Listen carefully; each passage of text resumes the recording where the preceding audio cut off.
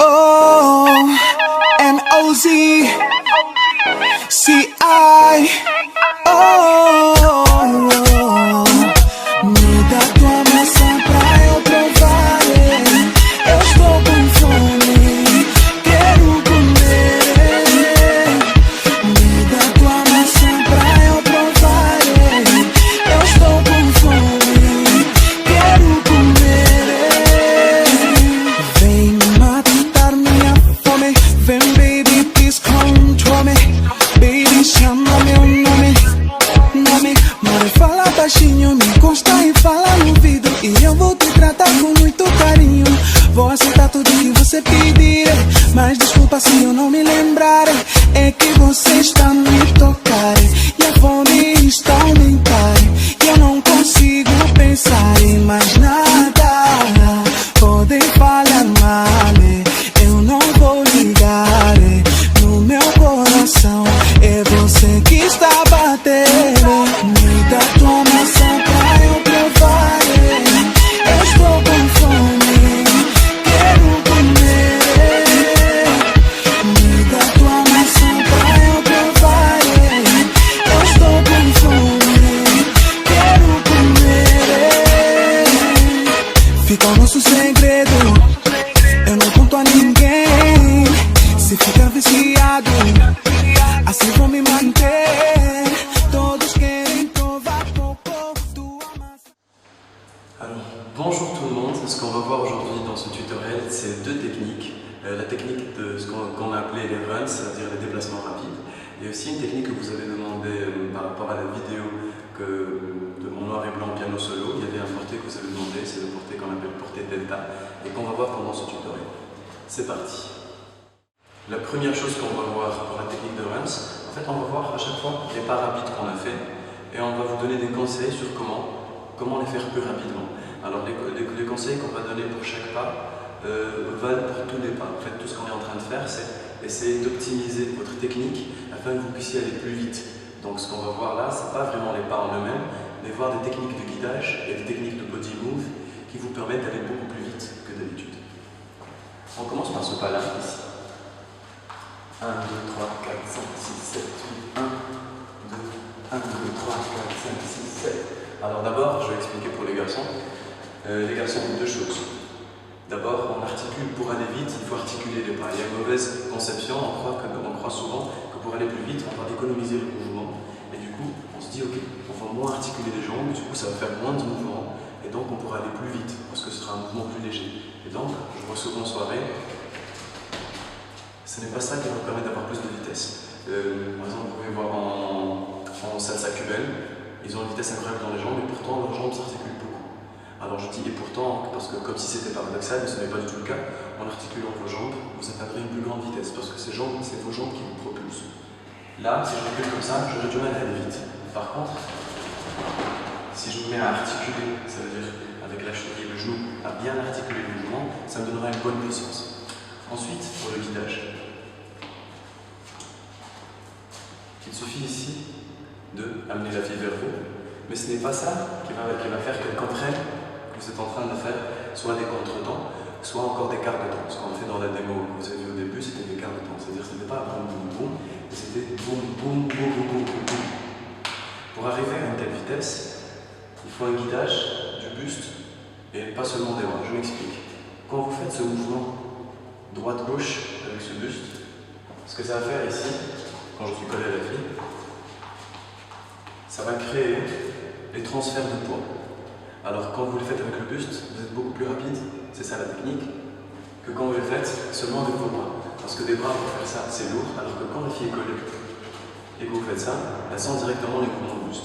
Même en décollé, ça fonctionne. Ici, la fille me donne vraiment une bonne connexion. Quand je fais comme ça, des mouvements droite-gauche avec mon haut, ça fonctionne. Je montre ici. 1, 2, 3, 4, 5, 6, 7, 8, 9. C'est les mouvements du haut qui vont guider ce pas. Donc ça, c'est pour les garçons.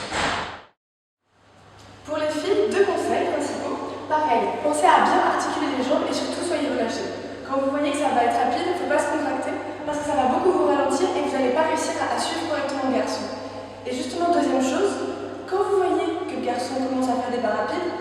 Ne passez pas en mode pas rapide. Bon, c'est bon, moi aussi je vais faire des pas rapides, je vais faire ce qu'il veut. Parce que vous ne savez pas s'il veut faire des contre-temps ou des quarts de temps, et vous ne savez pas quand il va s'arrêter. Donc vraiment, soyez juste détendu et suivez le guidage. S'il vous écarte et qu'il veut que vous remplissez sa main, remplissez bien sa main. S'il vous rapproche de lui, rapprochez-vous de lui et vous sentirez bien tous les mouvements. Vraiment, tout sera guidé. Donc voilà pour les filles. Alors, maintenant ce qu'on va voir, c'est les autres pas, et ça va être plus ou moins les mêmes conseils, sauf que voir les autres pas, ça va vous donner quelques idées d'application qui vont être assez concrètes. Alors, il y a quelque chose que j'aimerais vous dire les filles. Quand on vous guide des pas rapides, il ne faut pas que vous utilisez votre propre énergie pour faire les pas rapides. Il faut que vous utilisez notre énergie, celle qu'on vous donne. Parce que c'est en faisant comme ça que vous allez pouvoir être guidé. Par exemple, si on fait un pas rapide et que Marine se met à utiliser sa propre énergie, on va essayer dans l'exemple suivant. Je peux le faire? Ouais. Donc là, je commence mon pas rapide. Marine comprend que c'est un pas rapide et va utiliser sa propre énergie pour le faire. Comme ça, elle économise beaucoup d'efforts. Enfin, c'est ce qu'elle croit. C'est parti. Je me suis arrêté, mais Marine a continué.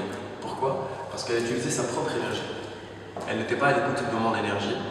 Et comme elle utilise sa propre énergie, quand moi je ne donne pas d'énergie, elle ne peut même pas s'en rendre compte. Parce qu'elle évoluait avec sa propre énergie. Par contre, quand Marine se laisse un peu traîner, c'est-à-dire que c'est moi qui la porte, au moment où je m'arrête, elle s'arrête directement. Pourquoi? Parce qu'elle n'a pas d'énergie propre à elle. Elle était juste en train de se laisser traîner. Et quand quelqu'un entraîne, on arrête de traîner, il s'arrête. Par contre, quand on veut le tirer et qu'on veut arrêter, il ne s'arrête pas. Parce qu'il a utilisé son énergie propre. Donc ça, c'est un truc, je vous invite à réfléchir un peu dessus. Et maintenant, on va passer au dernier conseil. Alors, on va voir la technique de sortie rapide et de retour rapide qu'on a vu tout à l'heure. C'est 1, 2, 3, 5, 6, 7, 8, 11, 12, ta main. Alors, pour réaliser ça, c'est exactement les mêmes techniques dont on a parlé tout à l'heure. Il faut d'abord bien articuler les mouvements des jambes. Il faut ensuite, ici, particulièrement placer de bons appuis. Parce que les énergies qui vont être placées là et là, pour l'aller et le retour, vont être assez fortes par rapport à une sortie normale. Et c'est toujours le cas dans les pas rapides qu'on appelle runs, ici. Ce que je vous invite à faire, c'est placer les appuis un peu plus loin que d'habitude. Parce que si je les mets ici, ça me va pour freiner quand je suis en train d'aller doucement.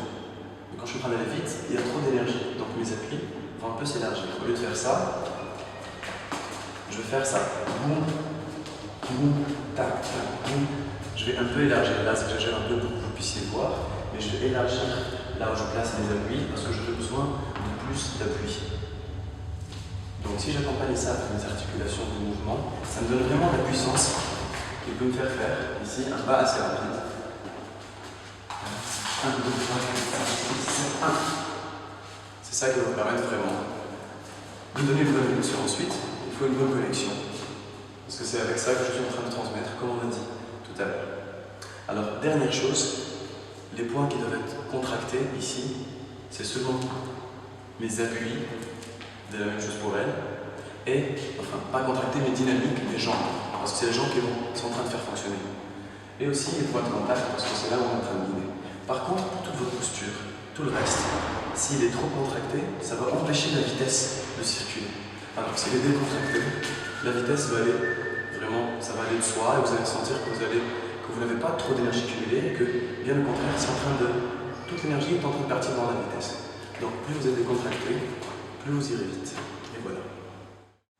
Alors, ce qu'on va voir maintenant pour cette dernière partie de tutoriel, c'est le tomber delta plutôt. Alors, j'hésite entre porter et tomber parce que c'est exactement la même technique.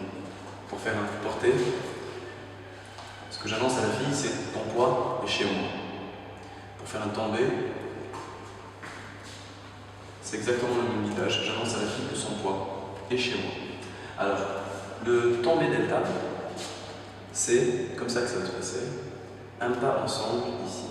Ensuite, je t'annonce à la fille que son poids est chez moi et je la ramène en la laissant tomber sur moi. C'est-à-dire que cette jambe-là est au sol, mais cette jambe-là, comme j'ai annoncé à la fille que son poids était chez moi, elle va circuler librement. Et à l'arrière jusqu'ici. Alors, ça, c'est un choix de Marine de faire en même temps un manchot. Alors, il n'y a pas vraiment de guidage pour ce banjo, si ce n'est, en fait c'est comme si j'avais fait ça. Tout ce qui va se passer, c'est Marine va sentir que sa jambe vient ici, et elle a décidé pour embellir de la lever un tout petit peu, mais ça n'a pas été guidé. Alors, ce qu'on va voir maintenant, c'est la position pour les hommes. D'abord, quand on fait tomber, vous devez rester tout droit. Après, vous pouvez vous incliner, vous tourner ici, pour un axe comme ça. Vous gardez un axe un peu plus ouvert, mais toujours veillez à rester droit. Quand je dis droit, ça veut dire surtout pas ici, ici, ici ou ici. Entendu? Deuxième chose, la fille, quand elle va la faire tomber sur nous, je ne vais pas la placer sur mon ventre, je vais la placer sur mon flanc. Ainsi, son poids sera complètement maintenu par moi et il n'y aura pas de déséquilibre. Ensuite, je vais laisser l'espace entre les jambes pour que la jambe de Marine puisse passer. Et c'est ça qui va provoquer un peu cette forme en bas qu'on a appelée delta. Alors ensuite, c'est une question de styling.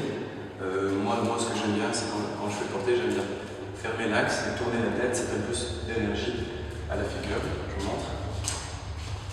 Hop. Après, il y a plusieurs moyens de faire, on peut le faire plus soft. Et c'est ça qui va créer l'équilibre, donc c'est un peu le delta, sa jambe ici, ma jambe ici. C'est ça qui va me permettre vraiment d'avoir un bon équilibre. Alors, dernière chose, vous voyez comment Marine fait ça. Alors c'est à moitié guidé et c'est à moitié du styling, ça veut dire que Marine a juste voulu embellir sa figure. Alors dans cette dernière partie, on va voir comment, pour les filles, vous pouvez ajouter des ornements pour embellir cette figure. Alors d'abord, une petite info que je vais donner sur l'écoute de cette passe. Ici, ce n'est pas Marine qui a décidé d'emmener sa jambe. Par exemple, si elle est complètement détendue,